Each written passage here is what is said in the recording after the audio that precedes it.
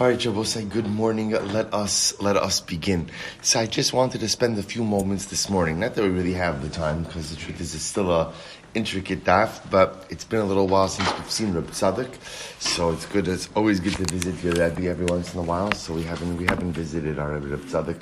So we left off in the middle of Os Kuf Beis. I reposted the PDF on the chat, just in case you don't have it. So I wanted to spend just a few moments going back to this beautiful Os. If you remember again, it's been about a week since we've seen this.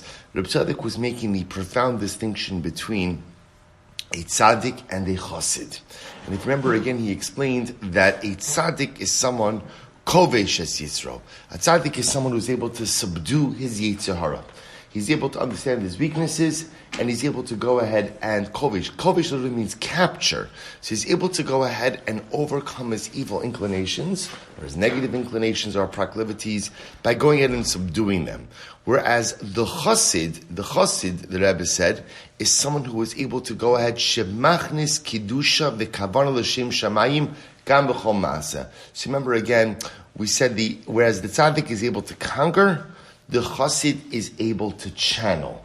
And the chassid is able to go ahead and literally find the holiness in everything. Find the kedusha in everything that he has, including all of the different energies and all the different abilities that he possesses. He's able to go ahead and extrapolate, even from the negative activities, some type of positive energy and channel that towards something productive. So the Rebbe goes on.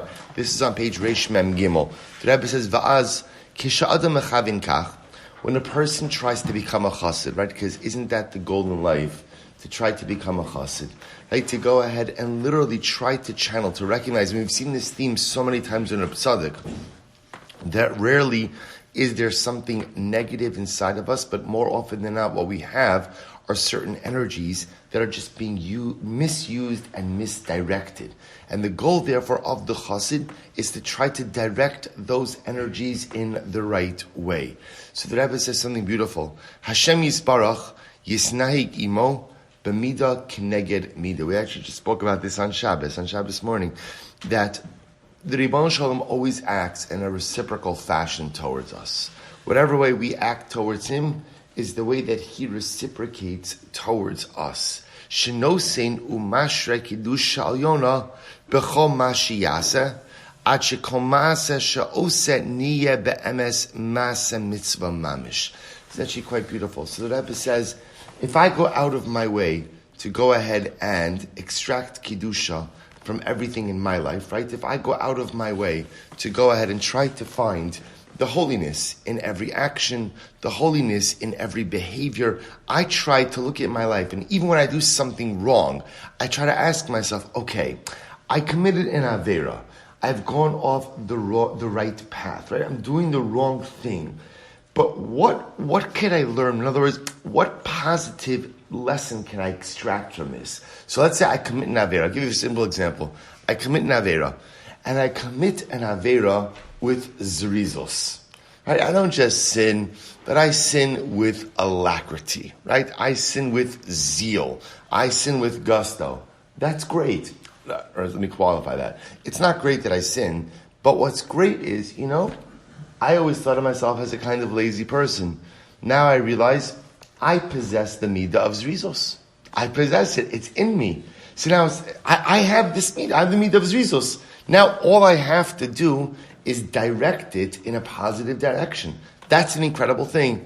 So the Rebbe says, when I go out of my way to extrapolate and to find the necessary and positive meaning or lessons or traits in everything that I do, HaKadosh Baruch Hu reciprocates by showering Kedusha upon me in every single aspect of life. So in other words, if I go out of my way to find the Kedusha in my life, so HaKadosh Baruch Hu goes out of his way, Kiviyachol, to shower that Kedusha down upon me. He goes on, he says, so beautifully, he says, V'zocha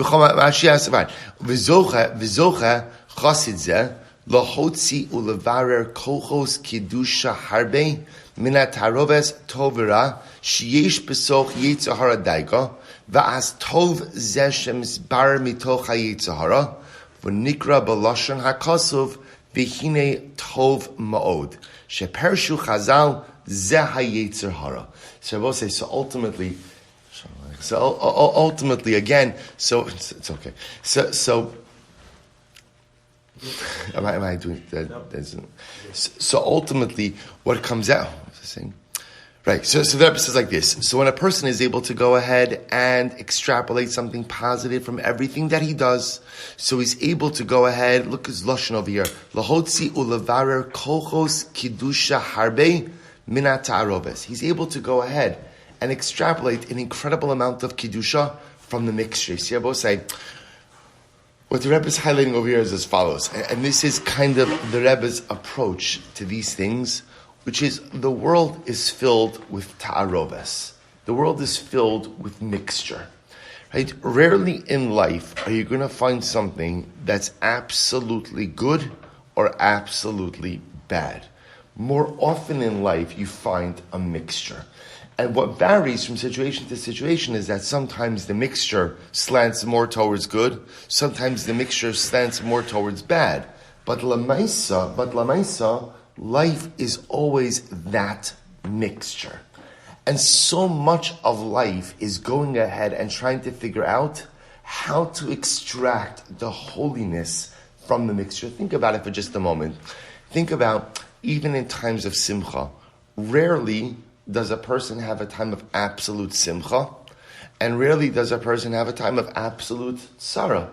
Right? More often than not, life is always this ta'aroves. It's always this mixture.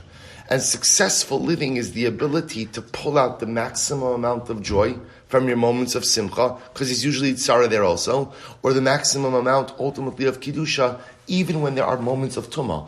So what Reb Tzaddik is describing over here is that the chassid is the person who's able to pull out the kiddusha even from the ta'aroves, even from the mixture.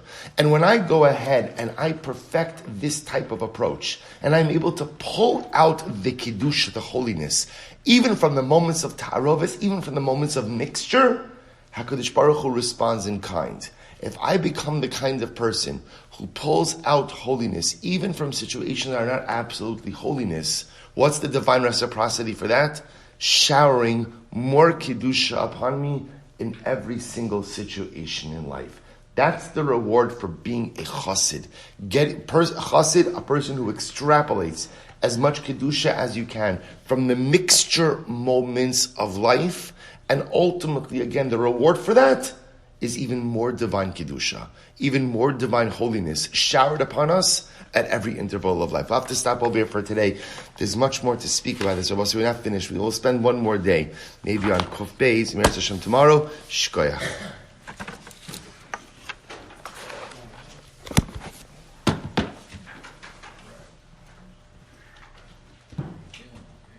Oh, there's no audio. Actually, there's no audio for Zoom. There's no audio for Zoom. I'm sorry we're working on a Zoom, Chavra.